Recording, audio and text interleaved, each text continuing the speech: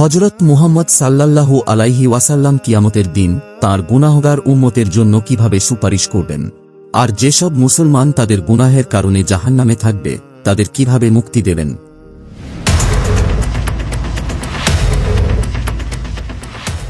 প্রিয় দর্শকবৃন্দ, আজকের এই আলোচনার বিষয় হল হুজুর সাল্লাল্লাহু আলাইহি ওয়াসাল্লামের সুপারিশ। সম্মানিত দর্শক, যখন দুনিয়ায় আল্লাহর নাম নেওয়ার মতো কোনো মানুষ অবশিষ্ট থাকবে না, সমগ্র জমিন মুশরিকদের দ্বারা ভরে যাবে, তখন আল্লাহ তাআলা হযরত ইসরাফিল আলাইহিস সালামকে নির্দেশ দেবেন, সিংহায় ফুঁ দাও।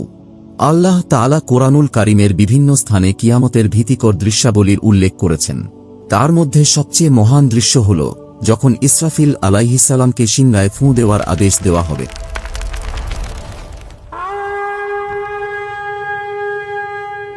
এই সিংহায় ফুঁ দেওয়ার ঘটনাই এমন এক ঘটনা যা আসমান ও জমিনের প্রতিটি সৃষ্টিকে কাঁপিয়ে দেবে। আল্লাহ তাআলা কোরআন মাজিদে বলেন, সিংহায় ফুঁ দেওয়া হবে, তখন আসমান ও জমিনে যে আছে সবাই বেহুশ হয়ে পড়বে, তবে যাকে আল্লাহ ইচ্ছা করবেন সে ছাড়া।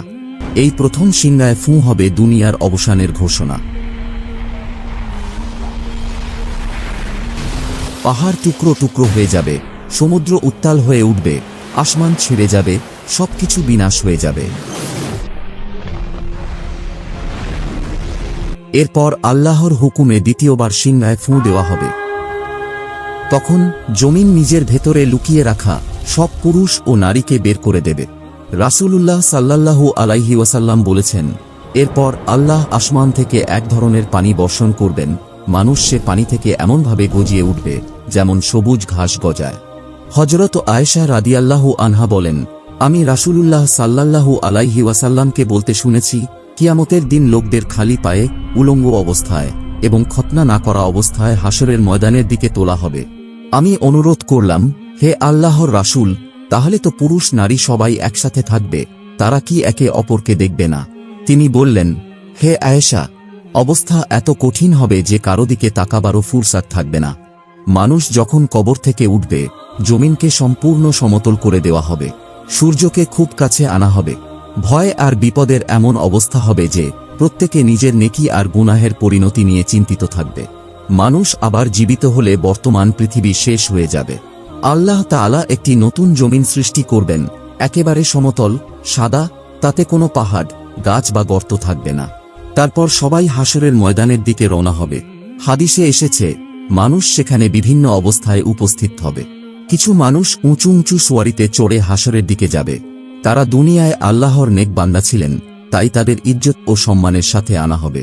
কিছু বর্ণনায় আছে, আম্বিয়া, সিদ্দিকিন, শুহাদা ও সালিহিনদের জন্য বিশেষ সোয়ারি থাকবে। কিছু মানুষ পায়ে হেঁটে যাবে, এটাই সাধারণ জনতার বেশিরভাগ। কিছু লোক হাঁটু গেড়ে টেনে হিঁচড়ে যাবে, তাদের নেক আমল কম, গুনাহ বেশি, তাই তারা জমিনের কঠোরতা আর ভয়ের কারণে সোজা হাঁটতেও পারবে না। আর কিছু লোককে টেনে হিঁচড়ে মুখের ওপর ভর করে নিয়ে যাওয়া হবে। হযরত আলী রাদিয়াল্লাহু আনহু বলেন, রাসূলুল্লাহ সাল্লাল্লাহু আলাইহি ওয়াসাল্লাম বলেছেন, কিয়ামতের দিন হাশরের ময়দানে সূর্য সৃষ্টির খুব কাছে এনে দেওয়া হবে, এমনকি বর্ণনায় বলা হয়েছে এটি তাদের থেকে মাত্র 1 মাইল দূরে থাকবে। সবাই নিজ নিজ আমলের আনুপাতিক হারে ঘামে ডুবে থাকবে, কারো ঘাম টাকনু পর্যন্ত, কারো হাঁটু পর্যন্ত, কারো কোমর পর্যন্ত, আর কারো ঘাম লাগামের মতো গলায় চেপে বসবে। সবার কষ্ট হবে প্রচণ্ড, আর হবে ভয়াবহ গরম। বর্ণনায় বলা হয়েছে এই দিন হবে 500 বছরের সমান দীর্ঘ। রাসূলুল্লাহ সাল্লাল্লাহু আলাইহি ওয়াসাল্লাম বলেন, তখন কেউ কেউ বলবে, দেখছো না আমরা কি বিপদে পড়েছি, আমরা এমন কাউকে খুঁজে বের করি না কেন যিনি আমাদের রবের দরবারে আমাদের পক্ষ থেকে সুপারিশ করবেন? তখন কিছু লোক বলবে, তোমাদের সবার পিতা তো হযরত আদম আলাইহিস সালাম। সবাই তার দরবারে গিয়ে বলবে, হে আমাদের সাইয়েদেনা আদম, আপনি আবুল বাশার, মানুষের পিতা। আল্লাহ তাআলা আপনাকে নিজের কুদরতের হাতে সৃষ্টি করেছেন, নিজের রূহ আপনার মধ্যে ফুঁকেছেন, ফেরেশতাদের আপনাকে সিজদা করতে বলেছেন এবং জান্নাতে বসবাস দিয়েছেন। আপনি কি আমাদের রবের দরবারে আমাদের সুপারিশ করবেন না? দেখছেন আমরা কি কঠিন অবস্থায় আছি, কত বড় কষ্ট এসেছে। হযরত আদম আলাইহিস সালাম বলবেন, আজ আমার রব এমন গজব করেছেন যা আগে কখনো করেননি, পরেও করবেন না। আমাকে একটি গাছের ফল খেতে নিষেধ করা হয়েছিল, আমি সেই হুকুম মানতে ভুল করেছি। আমি নিজের ব্যাপারেই ভয় পাচ্ছি। তোমরা অন্য কারো কাছে যাও, হযরত নূহ আলাইহিস সালামের কাছে যাও। তারপর লোকেরা হযরত নূহ আলাইহিস সালামের কাছে গিয়ে অনুরোধ করবে, হে আমাদের সাইয়েদেনা নূহ, আপনি জমিনবাসীদের প্রথম রাসূল। আল্লাহ আপনাকে আবদান শুকুরা মানে অত্যন্ত কৃতজ্ঞ বান্দা বলেছেন। আপনি কি দেখছেন না আমরা কি বিপদে, কি দুঃসহ অবস্থায় পড়েছি? আমাদের রবের দরবারে আমাদের জন্য সুপারিশ করুন।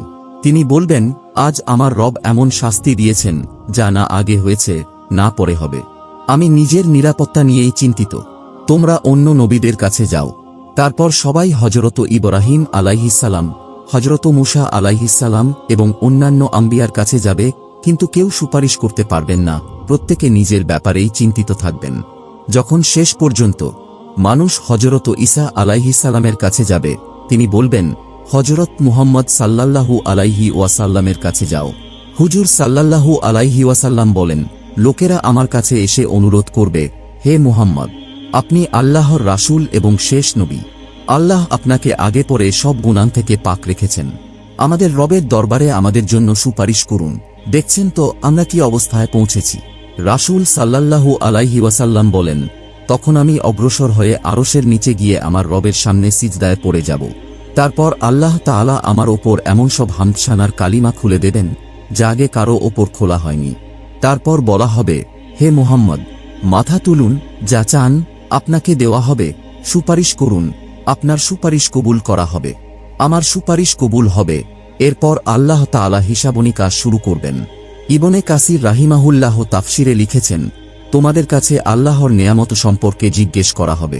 আল্লাহ তোমাদের যে স্বাস্থ্য, শান্তি ও রিজিকের মতো নেয়ামত দিয়েছিলেন, তোমরা এসবের বদলে কেমন করে আল্লাহর শুকরিয়া আদায় করেছিলে ও তাঁর ইবাদত করেছিলে। হযরত আবু বারজা আল-আসলামী রাদিয়াল্লাহু আনহু বর্ণনা করেন, রাসূলুল্লাহ সাল্লাল্লাহু আলাইহি ওয়াসাল্লাম বলেছেন, কিয়ামতের দিন বান্দার পা আল্লাহর দরবার থেকে সরে যাবে না যতক্ষণ না 5টি বিষয়ে প্রশ্ন করা হবে। 1. জীবনটা কোথায় কাটালে? 2. যৌবনটা কোথায় খরচ করলে? 3. মাল সম্পদ কোথা থেকে কামালে এবং কোথায় ব্যয় করলে? 4. যে জ্ঞান পেয়েছিলে তাতে কতটা আমল করলে? এগুলো আমাদের স্মরণ করিয়ে দেয় দুনিয়ার প্রতিটি নেয়ামত, সময় ও সুযোগ আর আমানত, এগুলোর হিসাব আল্লাহর সামনে দিতে হবে। আর বর্ণনায় এসেছে, কিয়ামতের দিন বান্দার প্রথম হিসাব হবে নামাজ সম্পর্কে। যার নামাজ ঠিক হবে সে সফল হবে। যখন আমলগুলোর হিসাব শেষ হবে তখন প্রত্যেককে তার সব আমল সম্বলিত একটি আমল নামা দেওয়া হবে। মুমিনকে সম্মানের সাথে ডান হাতে আমল নামা দেওয়া হবে। সে কিয়ামতের দিন খুব আনন্দিত ও সফল হবে। কুরআনে আছে, যার ডান হাতে আমল নামা দেওয়া হবে তার হিসাব হবে খুব সহজে এবং সে খুশি মনে নিজের পরিবারদের দিকে ফিরে যাবে। কিন্তু কাফির, মুনাফিক ও গোমরাহ লোকদের আমলনামা তাদের পিঠের পিছন দিক থেকে বাম হাতে দেওয়া হবে।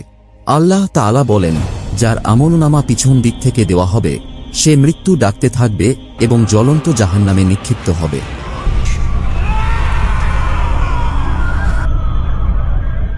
হিসাব শেষ হয়ে আমলনামা বন্টন হয়ে গেলে এরপর আমলের ওজন করা হবে। আমল মাপার জন্য থাকবে এক বিশাল মিজান, 2 পাল্লাওয়ালা একটি দাঁড়ি পাল্লা। তাতেই বান্দাদের আমল ওজন করা হবে। এর প্রকৃত বিশালতা আল্লাহ ছাড়া কেউ জানে না। হযরত আবু দারদা রাদিয়াল্লাহু আনহু বর্ণনা করেন, নবী সাল্লাল্লাহু আলাইহি ওয়াসাল্লাম বলেছেন, কিয়ামতের দিন মুমিনের মিজানে উত্তম চরিত্রের বা সুআখলাকের চেয়ে ভারী আর কিছু রাখা হবে না। আর আল্লাহ অশ্লীল ও কটু ভাষা পছন্দ করেন না। যখন আমলের ওজন সম্পন্ন হবে, যার পাল্লা ভারী হবে সে জান্নাতি, যার পাল্লা হালকা হবে সে জাহান্নামী। এরপর আসবে সিরাত সেতু পার হওয়ার ধাপ। প্রিয় নাজিরিন, আপনাদের জানিয়ে দিই, যদি আপনারা পুল সিরাতু নিয়ে আলাদা ভিডিও চান কমেন্ট করে জানান, আমরা এ বিষয়ে একটি ভিডিও বানাবো। আর ভিডিওটি ভালো লাগলে একটি লাইক দিন আর চ্যানেলটি সাবস্ক্রাইব করুন। আর ভিডিওটি কেমন লাগলো সেটা আপনার একটি মূল্যবান কমেন্ট করে আমাদের জানান। তো পুল সিরাত হলো দোজখের ওপরে টানানো এক অত্যন্ত পাতলা ও ধারালো পথ, যেটা চুলের চেয়েও সূক্ষ্ম, তরবারির চেয়েও ধারালো। কিয়ামতের দিন প্রত্যেক মানুষকে এর ওপর দিয়ে যেতে হবে। হাদিসে আছে, মুমিনরা তাদের ঈমান ও আমলের আলো অনুযায়ী পার হবে। কেউ বিজলির মতো দ্রুত, কেউ বাতাসের মতো, কেউ দৌড়ে, কেউ হেঁটে, কেউ হেঁচড়েতে চড়ে।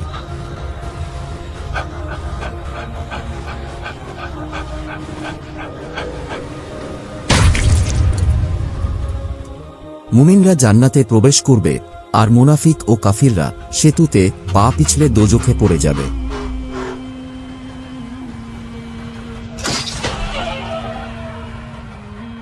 হযরত আব্দুল্লাহ ইবনে আব্বাস রাদিয়াল্লাহু আনহু বর্ণনা করেন, রাসূলুল্লাহ সাল্লাল্লাহু আলাইহি ওয়াসাল্লাম বলেছেন, কিয়ামতের দিন সব আম্বিয়া আলাইহিসসালামদের জন্য সোনার মিম্বার পেতে রাখা হবে, আর তারা তাতে বসবেন।